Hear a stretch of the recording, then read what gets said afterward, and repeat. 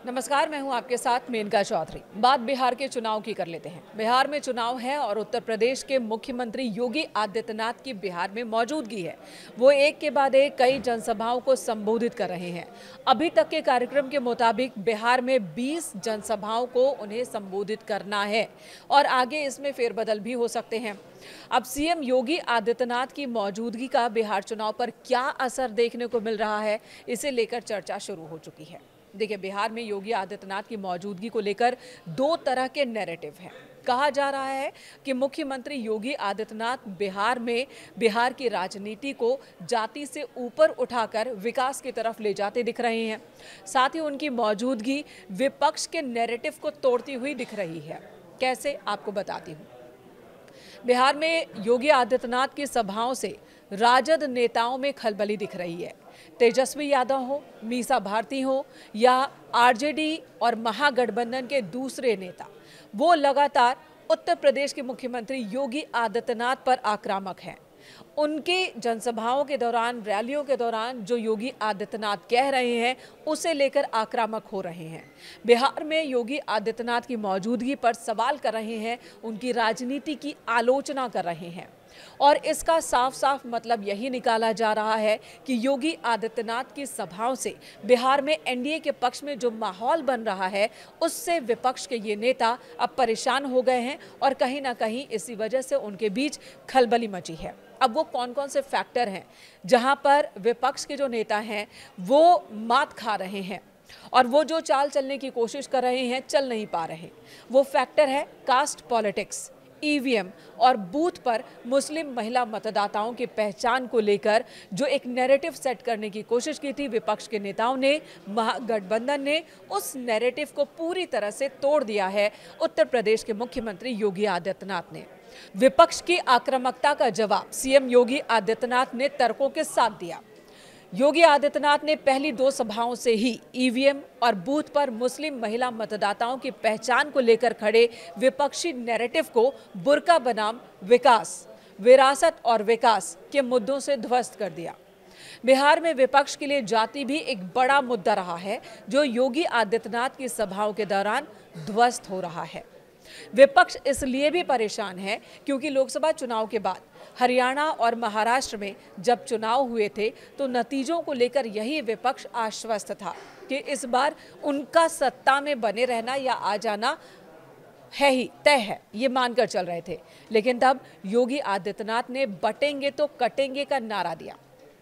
बाद में प्रधानमंत्री नरेंद्र मोदी ने भी इसी लाइन को एक रहेंगे तो सेफ रहेंगे का नारा दिया, जिससे हरियाणा और महाराष्ट्र में बीजेपी को उम्मीद से ज्यादा रिकॉर्ड तोड़ सफलता मिली और दोनों ही जगहों पर बीजेपी यानी कि एनडीए की सरकार बनी। बिहार में योगी आदित्यनाथ की तैनाती मोदी जी का मास्टर स्ट्रोक भी कही जा रही है। जी हां, बिहार चुनाव के लिए प्रधानमंत्री नरेंद्र मोदी ने अपने तुरूप के पत्ते के रूप में सीएम योगी आदित्यनाथ का इस्तेमाल किया है।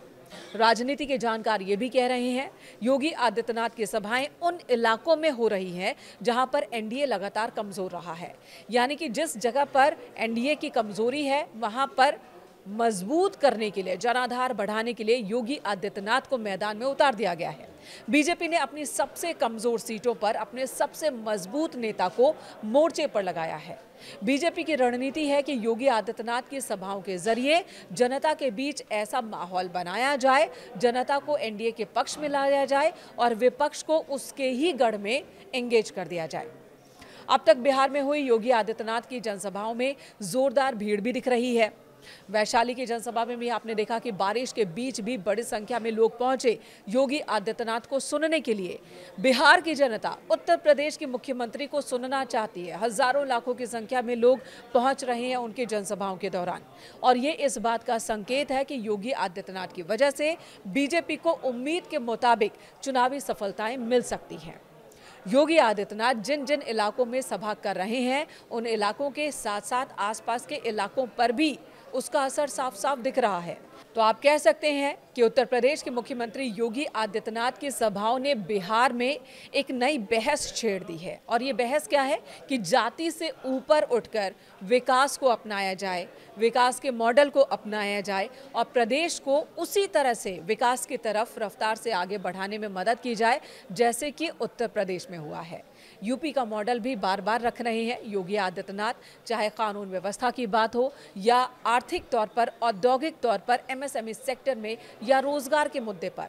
यूपी में जो बीते कुछ वर्षों में ही तस्वीर बदली है, वो तस्वीर देख रही है बिहार की जनता और इसका असर भी दिख रहा है। तो सीएम योगी आदित्यनाथ की मौजूदगी ने नई बहस छेड़ी है। विकास को लेकर बहस हो रही है, बात हो रही है, चर्चा हो रही है और साथ ही जो एक मुद्दा विपक्ष के नेता लेकर चले थे, चाहे वो एसआईआर का मुद्दा हो या फिर ईवीएम का मुद्दा हो या बूथ पर मुस्लिम महिलाओं की बुर्के में मौजूदगी को लेकर हो, इन सभी मुद्दों को लेकर एनडीए को घेरने की कोशिश महागठबंधन के नेता कर रहे थे। इन मुद्दों को योगी आदित्यनाथ ने भोथरा कर दिया है।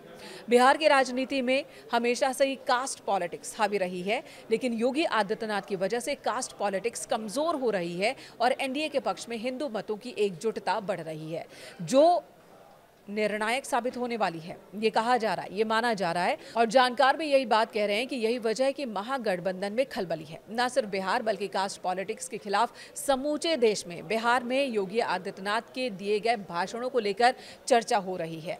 योगी के असर का सबूत है कि जेडीयू और एनडीए में शामिल दूसरे दल और उनके आईटी सेल योगी आदित्यनाथ की सभाओं और उनके भाषणों के टुकड़ों को प्रचारित कर रहे हैं। जी हाँ, न सिर्फ बीजेपी के सोशल मीडिया अकाउंट पर बल्कि जेडीयू और एनडीए गठबंधन के दूसरे दलों के सोशल मीडिया अकाउंट पर भी सीएम योगी आदित्यनाथ के स्पीच के टुकड़ों को पोस्ट किया जा रहा है, प्रचारित किया जा रहा है। तमाम व्हाट्सएप ग्रुप और टेलीग्राम पर भी योगी आदित्यनाथ के भाषण को प्रमुखता से प्रचारित किया जा रहा है। वहीं तेजस्वी यादव समेत तमाम विपक्षी नेता बिहार में प्रधानमंत्री नरेंद्र मोदी के बाद अगर किसी बीजेपी नेता को निशाने पर ले रहे हैं तो वो है उत्तर प्रदेश के मुख्यमंत्री योगी आदित्यनाथ। बिहार में प्रधानमंत्री मोदी के बाद योगी आदित्यनाथ की चुनावी सभाओं में ही भीड़ बहुत ज्यादा दिख रही है। दूसरे नेताओं की सभा में भी भीड़ है, लेकिन योगी आदित्यनाथ को लेकर डिमांड हो रही है। पार्टी की ओर से भी स्थानीय नेता भी डिमांड कर रहे हैं कि इनकी जनसभाओं की संख्या बढ़ाई जाए। बिहार में योगी आदित्यनाथ की मौजूदगी के असर का ये भी एक बड़ा सबूत है।